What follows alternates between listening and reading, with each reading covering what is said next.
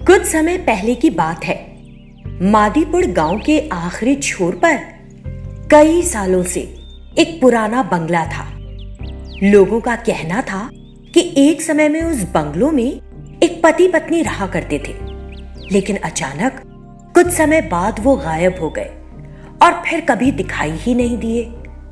और अब उस बंगलों में भूतों ने अपना डेरा जमाया हुआ था। रोज रोज जंगल के उन फलों को खाकर मेरे मुंह का स्वाद बिगड़ गया है। आज तो चिकन खाने की तलब लग रही है। उसकी ये बात सुनकर दूसरा भूत चिढ़ गया। हमारे पास कितने दिनों से पेट भरने तक के लिए कुछ नहीं है और तुम्हें चिकन खाना है। दिमाग टखनों में रखकर बातें मत करो, चुपचाप बैठे रहो। अरे बहस बंद करो तुम दोनों, सुबह सुबह शुरू हो गए। यहाँ किसी को आने दो, फिर देखेंगे क्या कर सकते हैं। इन दिनों हमारी हालत बड़ी खराब है। पहले तो मनपसंद चीजें खाने को मिल जाया करती थी, लेकिन अब तो खाने को कुछ नहीं मिल पाता। इस तरह वो आपस में अपनी परेशानी बांट रहे। उसी गांव में एक किसान रहता था जिसे कृष्णा कहकर बुलाते थे। वो अपने खेत में काम करता था। सुबह सुबह अपने काम के लिए निकल जाता और फिर सीधा शाम को ही लौटता था। इसीलिए अपने साथ दोपहर का खाना बांध कर ले जाता था। हर रोज की तरह जब उस दिन कृष्णा काम पर जाने लगा तो उसकी पत्नी ने उसके लिए दोपहर के खाने के लिए चिकन करी बनाकर दी, जिसे लेकर वो उस भूत बंगले के सामने से निकलकर जाता है। पकवान की खुशबू, ये तो चिकन करी जैसी लग रही है। कौन पका रहा है? मुझे जानना होगा। आज तो मैं खा कर रहूंगा। और खेत के पास जाता है। कृष्णा ने अपने साथ लाया खाना एक जगह रखा और खेत में घुसकर काम करने लगा।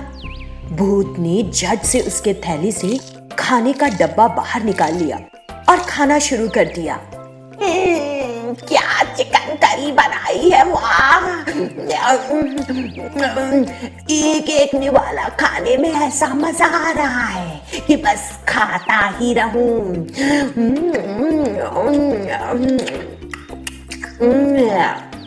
बस पेट भर गया है अब तो। उसने सारा खाना खा लिया और खाली डब्बों को फिर से जमा के वहां से उड़ गया। कृष्णा काम से थका हुआ दोपहर का भोजन करने आता है। उसने थैले से खाने का डब्बा निकालते हुए सोचा, कितने दिनों बाद आज खाने में चिकन करी है, आज तो भर पेट खाऊंगा। ऐसा सोचते हुए उसने डब्बा खोला, लेकिन वो तो खाली था। अरे ये तो खाली है, चिकन करी कहां गई? कृष्णा ने सोचा कि उसकी पत्नी ने जानबूझकर उसके डब्बे में चिकन करी नहीं डाली। वो तुरंत घर जाता है और गुस्से में अपनी पत्नी को मारने लगता है। मैंने तो खाली डब्बा नहीं दिया था, मैंने तो चिकन करी के साथ आज ज्यादा रोटियां रखी थी। तो क्या फिर उसे कौवे खा गए? उसकी पत्नी चुपचाप रोती रही। दूसरी तरफ उस भूत ने बाकी भूतों को चिकन करी खाने के बारे में बताया। सुनकर उन्हें भी भूख लग गई। अब तो एक ही रास्ता बचा है, हम गांव के घर घर जाकर उनका खाना खाकर अपना पेट भरें। भूतों ने फैसला किया और गांव के घरों में घुसना शुरू कर दिया और उनके यहाँ पके हुए पकवान खाने लगे। सबने इसके बारे में आपस में बात की। सभी के घर से खाने की चीजें गायब हो रही थी। ये तो बहुत अजीब बात है। एक काम करो कि अगले 2 दिन अपने घरों में कुछ मत पकाओ, तभी जान पाएंगे कि ये हरकत कौन कर रहा है। तब भूतों ने आपस में बात की। धूर्त गांव वाले, इन लोगों ने खाना ही बनाना बंद कर दिया। लेकिन कितने ही रहेंगे दिन भूखे, एक ना एक दिन तो इनसे भी बर्दाश्त नहीं होगी भूख। हमें सब्र रखकर उस दिन का इंतजार करना चाहिए। 2 दिन तक सब कुछ शांत रहा। फिर उसके अगले दिन ग्राम प्रधान ने सभी गांव वालों के लिए दोपहर के भोजन की व्यवस्था की। उसने कई तरह के बढ़िया बढ़िया पकवान बनवाए। पूरे गांव में उन पकवानों की खुशबू तैर रही थी। भूतों की जीभ भी लपलपा गई और सब मिलकर उस जगह आ गए और पकवानों पर धावा बोल दिया। सारे गांव वालों की उन्हें देखकर जैसे जान ही निकल गई।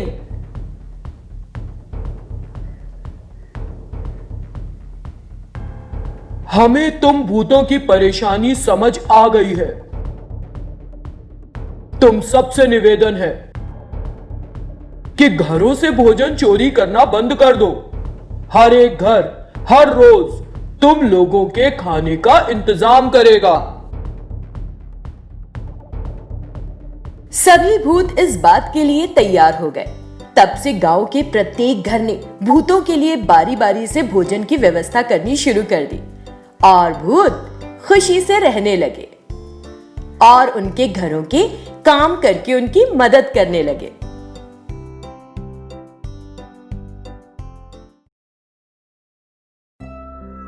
एक बार की बात है, धर्मसला नाम का एक गांव था। उस गांव में धनपत नाम का एक किसान रहता था। धनपत की एक ही बेटी थी जिसका नाम था विनीता। धनपत अपनी बेटी से बहुत प्यार करता था। एक दिन एक फकीर अपने चेलों के साथ वहां आते हैं। उसने गांव के आखिर में अपना तंबू लगाया और अपने चेलों के साथ रहने लगा। हर दिन वो फकीर घर घर जाता और चुपचाप घर के सामने खड़ा रहता जब तक उसे कुछ दे नहीं दिया जाता।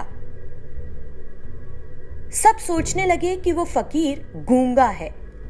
वो फकीर जब भीख मांगने जाता था तो चुपचाप खड़े होकर आसपास की सारी चीजों का जायजा लेता था और फिर अपने चेलों को सब बताता था और फिर उसके बताए के हिसाब से वो घरों में रात में चोरी करते थे।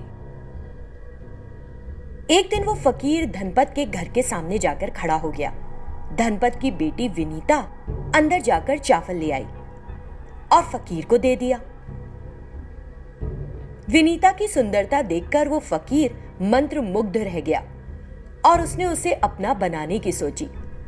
तुरंत उसने एक योजना बना डाली। विनीता की तरफ देखकर बोला, ओ बड़े दुख की बात है, लेकिन किस्मत में यही है। उसने जोर से कहा ताकि विनीता को सुनाई दे जाए और वहां से जाने लगा। विनीता उस फकीर को बोलते देख दंग रह गई क्योंकि वो कभी बोलता नहीं था। जब उसके बाबा घर आए तो वो गहरी सांस ले रही थी। विनीता, क्या हुआ? तुम इस तरह क्यों बैठी हो? पापा, सुबह सुबह वो गूंगा फकीर भीख मांगने हमारे घर आया था और मैंने उसे चावल दिया तो मुझे देखकर कहने लगा, बड़े दुख की बात है, बुरी किस्मत है। मुझे उसके शब्दों का मतलब समझ नहीं आया, लेकिन मुझे बहुत डर लग रहा है। क्या उस गूंगे फकीर ने तुमसे बात की और ऐसा कहा? रुको, मैं जाकर पूछूंगा उससे कि बात क्या है। वो फौरन फकीर के पास गया। फकीर, तुम तो आज तक कभी नहीं बोले। सब सोचते हैं कि तुम गूंगे हो, फिर आज सुबह में तुम हमारे घर आकर कैसे बोल पड़े? और ऊपर से मेरी बेटी को देखकर तुमने कहा कि बड़े दुख की बात है, किस्मत खराब है। मैं गूंगा नहीं हूँ, मैं कभी बोलता नहीं, इसीलिए सब ये सोचते हैं कि मैं बोल नहीं सकता। तुम्हारी बेटी के माथे की लकीरों को देखकर मैंने ऐसा कहा था। अच्छा, लेकिन तुम्हारे ऐसा कहने का मतलब क्या है? अगर मैं अपने कहे का मतलब बताऊंगा तो तुम्हें बुरा लगेगा, इसीलिए मत सोचो उस बारे में और अपना काम करो। नहीं, ऐसा कुछ नहीं है, तुम्हें मुझे उस बात का मतलब बताना ही होगा। वो फकीर तो यही सुनना चाहता था। तुम्हारी बेटी की किस्मत खराब है, वो जहां भी जाएगी बुरा होगा, सब कुछ बर्बाद हो जाएगा। तो फिर इसका हल क्या है? अपनी बेटी को एक डलिया में बिठा दो और फिर उसे बंद कर दो। उसे फूलों और मालाओं से सजाओ और नदी के बहते हुए पानी में छोड़ दो। बाद में उसकी किस्मत बदल जाएगी, बाकी खुदा की मर्जी। धनपत घर जाकर अपनी बेटी से उस फकीर की कही सारी बात कहता है और उदास हो जाता है। फिर वो विनीता को एक डलिया में डालकर उसे बंद करके उसे फूलों से सजाकर नदी के बहते पानी में छोड़ देता है। वो डलिया बहती हुई एक गांव जा पहुंचती है। गांव के लोग उस डलिया को लेकर ग्राम प्रधान जगमोहन के पास ले जाते हैं। जगमोहन डलिया को खोलता है। बेटी, तुम कौन हो? तुम्हें इस डलिया में किसने बिठाया और नदी में क्यों छोड़ा? आखिर बात क्या है? प्रधान जी, हमारे गांव का नाम धर्मशाला है। मेरा नाम विनीता है। हमारे गांव में आए एक फकीर ने कहा कि मेरी किस्मत खराब है और मेरे बाबा को ऐसा करने की सलाह दी। जगमोहन को उस फकीर की साजिश का पता चल गया। वो एक बंदरिया लाया और उसे उस डलिया में बिठा दिया, फिर उसे सजाकर नदी में बहा दिया। इस बीच धनपत फकीर के पास जाता है। फकीर, तुमने जो कहा मैंने किया। मैंने अपनी बेटी को एक डलिया में बिठाकर नदी के पानी में बहा दिया। ठीक है, आज के बाद से तुम्हारा सब भला होगा। वो धनपत को भेज देता है। बाद में फकीर अपने चेलों को उस डलिया को लेने के लिए भेजता है। वो डलिया लाकर फकीर को देते हैं। फकीर बड़े जोश में डलिया खोलता है। फौरन वो बंदरिया डलिया में उठ खड़ी होती है और गुस्से में उस फकीर की नाक काट लेती है और बाकी शरीर पर बुरी तरह खरोच देती है। इस बीच ग्राम प्रधान जगमोहन धर्मशाला गांव जाकर ग्राम प्रधान को उसकी साजिश के बारे में बता देता है। धर्मशाला का ग्राम प्रधान उस फकीर के पास जाता है और उसे और उसके चेलों को जेल में डलवा देता है।